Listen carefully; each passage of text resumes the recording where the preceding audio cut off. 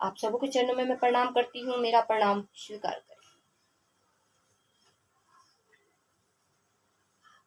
और आइए हम लोग चलते हैं, आओ चले शिव की ओर में। बहुत दिनों से हमने आओ चले शिव की ओर पुस्तक का वीडियो नहीं डाला है, तो आइए चलते हैं हम लोग आओ चले शिव की ओर। और हम लोग इसमें सुने थे मानव एवं महागुरु महादेव, अभी इसमें ही बाकी है, तो आइए हम लोग चलते हैं।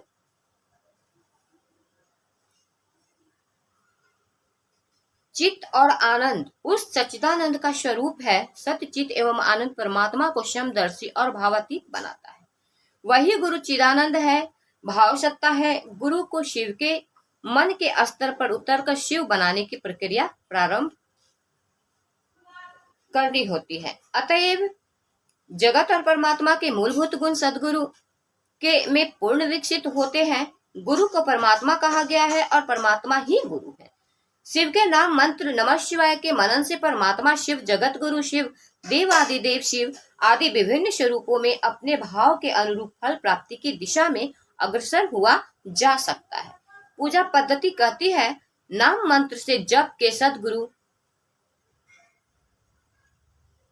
उपलब्ध होते हैं। हर एक मंत्र का एक देवता होता है। नाम मंत्र का जप शिव गुरु अथवा शिव के अन्य स्वरूपों के प्रति भाव के अनुरूप मन को भावित करता है। गुरु और गुरु प्रदत्त मंत्र के देवता अभिन्न होते हैं। नमः शिवाय जगत गुरु शिव को गुरु रूप में उपलब्ध कराने में भी प्रयुक्त होता है तथा मनोवांछित जागतिक मनोकामना की पूर्ति में भी।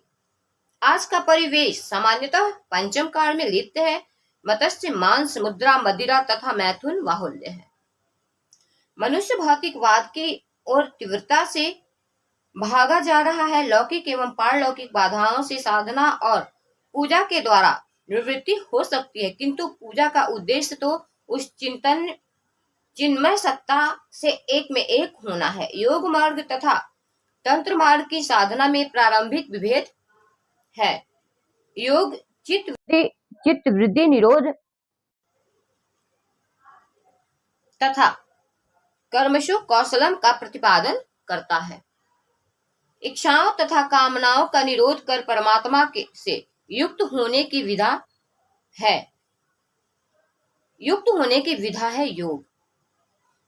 तंत्र जीवन के अस्तित्ववाद में से प्रारंभ होता है। यह प्रवृत्ति से प्रवृत्ति के द्वारा प्रवृत्ति की विधा है। तंत्र भोग की वर्जना नहीं करता। कुलार्णव तंत्र तो कहता है कि तृप्ति भोग में है। तंत्र का यह कथन कि तृप्ति भोग में है निश्चित रूप से भोग के बंधन में मनुष्य को जकड़ देगी। अतएव प्रत्येक स्तर पर तंत्र बिना सदगुरु के तंत्र मार्ग के अवलंबन करने की मनाही करता है।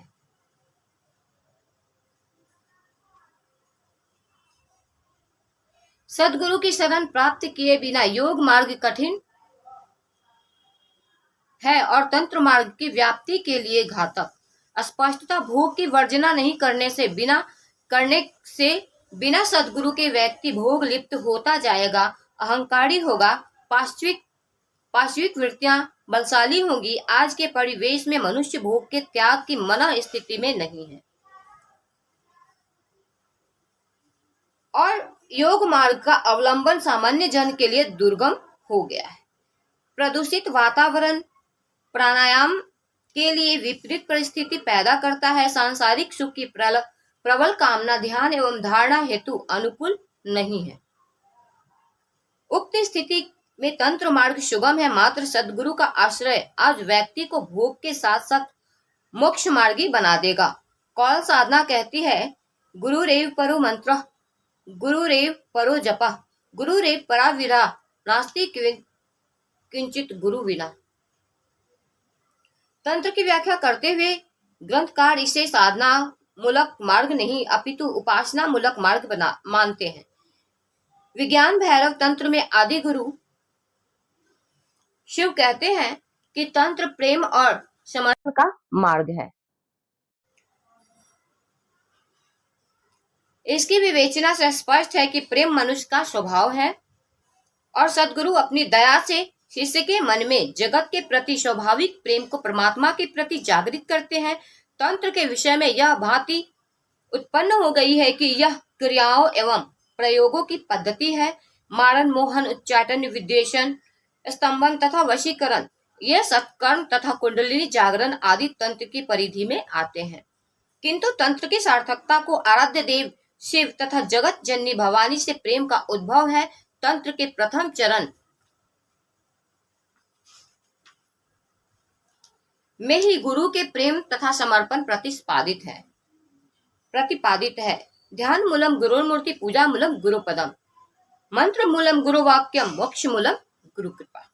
गुरु का पद भी परमात्मा के करुणा भाव से सृजित है। परमात्मा जब मनुष्य को भव बंधनों से मुक्त कर परमानंद में ले जाने की इच्छा करते हैं तो उनकी यह करुणा गुरु भाव कहलाती है। गुरु स्वयं करुणा मूर्ति होते हैं। तंत्र के प्रणेता करुणावतारम जगत गुरु शिव जिस देह का अवलंबन कर अपनी शक्ति संचारित करते हैं उसे गुरु शरीर की संज्ञा दी गई है। अपने सद्गुरु के से प्रेम व्यक्ति के मन में सद्गुरु को प्रतिष्ठित करता है। प्रेम में समर्पण सन्निहित है। जैसे जैसे शिष्य अपने गुरु के प्रति समर्पित होगा, शिष्य मन में गुरु भाव समाविष्ट होगा। प्रमाणित है कि प्रेमी भक्त के मन में प्रेम पात्र स्थान लेता है। गुरु शिष्य का प्रेम बंधन स्वतः शिष्य को गुरु जैसा बना लेता है। लिंग पुराण का कथन है, कीटो भ्रमर योगेन भ्रमरो भवति ध्रुवम्, मानवः शिव योगेन शिवो भवति केवलम। सांसारिक संबंधों की तरह व्यक्ति के मन में शिष्य भाव का जागरण उसे शिष्य बनाता है। नाम तंत्र के जप से मन में गुरु के प्रति जागृत होता है। भाव मन की एक विशेष दिशा में घनीभूत होकर चलने की प्रक्रिया का फल है और इसे प्रेम की पहली सीढ़ी माना गया है। रुद्रामल तंत्र कहता है, भावेन लभते सर्व भावेन देव दर्शनम, भावेन परम ज्ञानम तस्मात् भावानुलंबनम। इसी भाव से तंत्र में स्थूल जागतिक क्रियाएं भी होती हैं।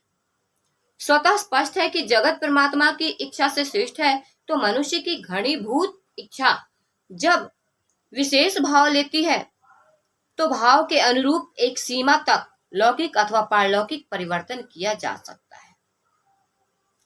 सकते हैं। जागतिक दृष्टि से भी भाव सामाजिक व्यवस्था का कारण है। पति पत्नी, पिता पुत्र, गुरु शिष्य आदि सारे संबंध भाव जनित है। भाव का तिरोहित होना दूसरे व्यक्ति के आपसी संबंधों की रूपरेखा को छीन कर देता है। प्रेम के भाव से दो भाव सत्ताओं का मिलन होता है। शिष्य, गुरु तथा मंत्र देवता सभी एकाकार हो जाते हैं। गुरु भाव के लिए शिष्य भाव का होना अपरिहार्य है। जैसे पति भाव के लिए पत्नी भाव का होना, सद्गुरु होंगे तो सत्यनिष्ठ शिष्य भी होगा। शिव से सतत प्रवाहित सर्वोच्च गुरु भाव व्यक्ति के मन में अंकुरित शिष्य भाव से मिलते ही शिष्य को सद्गुरु का आश्रय उपलब्ध कराता है। कवि रविंद्रनाथ टैगोर ने कहा है, आमी नटराजे चेला चित्ता कासे देखची खेला, मानन खोलेर शिक्षी साधन महाकालेर त्रिशूल नाचे। सांसारिक समस्या एवं व्यवस्था की भी परमात्मा के प्रति प्यार पनपने नहीं देती। व्यक्ति संसार में अपनी इच्छा के अनुरूप अपनी आकांक्षाओं की पूर्ति नहीं कर पाता है। गुरु अपनी दया से शिष्य मन को बलशाली बनाते हैं। निर्बल साधक शक्ति, गुरु शक्ति एवं मंत्र शक्ति के बल से शिष्य मन में सांसारिक विघ्नों को दूर कर भोग के साथ मोक्ष को भी प्रतिष्ठित करती है। शिव आदि काल से जगत गुरु की उपाधि से विभूषित है। सभी सद्गुरुओं ने उन्हें गुरु माना है। सद्गुरुओं में व्यक्तिगत स्वभाव एवं रुचि के आधार पर भिन्नता है। किसी सद्गुरु के द्वारा सन्यासी होना आवश्यक बताया गया है तो किसी सद्गुरु के द्वारा सन्यास और गृहस्थाश्रम में से किसी को भी बाधक नहीं माना गया। शिव सन्यासी गुरु तथा साथ ही साथ गृहस्थ गुरुओं के भी गुरु हैं। वे स्वयं गृहस्थ हैं और शमशानी निहंगी भी। शिव में सभी आध्यात्मिक विधाओं की स्थापना है। जगत गुरु होने के कारण जगत का कोई भी व्यक्ति शिव का शिष्य हो सकता है। अब यथा नाम तथा गुण वाले गुरुओं की कमी होने के कारण आवश्यकता हो आई है कि गुरुओं के गुरु शिव का शिष्यत्व स्वीकार कर लिया जाए। उन्हें अपना गुरु मानकर शिष्य भाव उत्पन्न किया जाए। घर घर के बाबा शिव ही जगत गुरु हैं। शिव की पूजा संसारिक समृद्धि ही नहीं देती, शिवत्व भी देती है। अदृश्य शिव सत्ता जब मनोकामनाएं पूर्ण करती है, तब उनका शिष्य होने पर वही अदृश्य शिव सत्ता गुरु रूप में शिव भाव का उद्वेलन भी उत्पन्न करेगी। व्यक्ति की मानसिक चिंतन धारा स्वार्थ जनित तटबंधों को तोड़कर सर्वमय होगी। मन का भैरव स्वतः दैविक, दैहिक और भौतिक कष्टों को अपने त्रिशूल से विदीर्ण करेगा। सदगुरु का शरीरधारी होना आवश्यक नहीं है। शरीरधारी गुरु का भी ध्यान बंद आंखों से ही होता है। कोई भी शिष्य सामान्यतः सर्वदा शरीर गुरु के निकट नहीं रह सकता। अतः ब्रह्म गुरु भी आंतर गुरु ही होते हैं और अपनी दया से ही शिष्य को शिव बनाते हैं। यह तो स्पष्ट है कि गुरु भाव सत्ता है और उनकी दया परमानंदी बनाती है। गुरु पद का सृजन ही मात्र शिष्यों के लिए है। शिव जब गुरु हैं तो उनके शिष्य को भोग और मोक्ष प्रदान करने का भार वहन करेंगे ही। औढ़रदानी शिव के से अनेक ने अतुल धन वैभव प्राप्त किया और उनका शिष्य होकर भी लोगों ने परम ज्ञान प्राप्त कर साधुता को सम्मानित किया है। आदि शंकराचार्य ने कहा था कि शिव गुरु का मौन व्याख्यान शिष्य को संशय मुक्त करता है। अध्यात्म के इस संक्रांति काल में सर्व चिंता परित्यज्य दीनमेकं परिच्छेद के अनुरूप शिव का गुरु स्वरूप उनका शिष्य होकर परीक्षा के योग्य है। दक्षिण भारत के महान संत तिरुमूलर कहते हैं, मेरे गुरु नंदी ने मुझसे कहा कि शिव स्वयं गुरु हैं। विदित है कि संत तिरुमूलर के गुरु नंदीश्वर थे। तिरुमनिंत्रम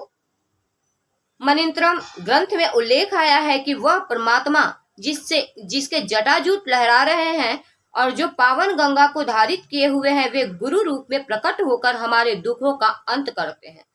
शिव का लोक प्रचलित संबोधन महादेव है। महादेव को महेश्वर कहा गया है, एवं महेश्वर को महादेव।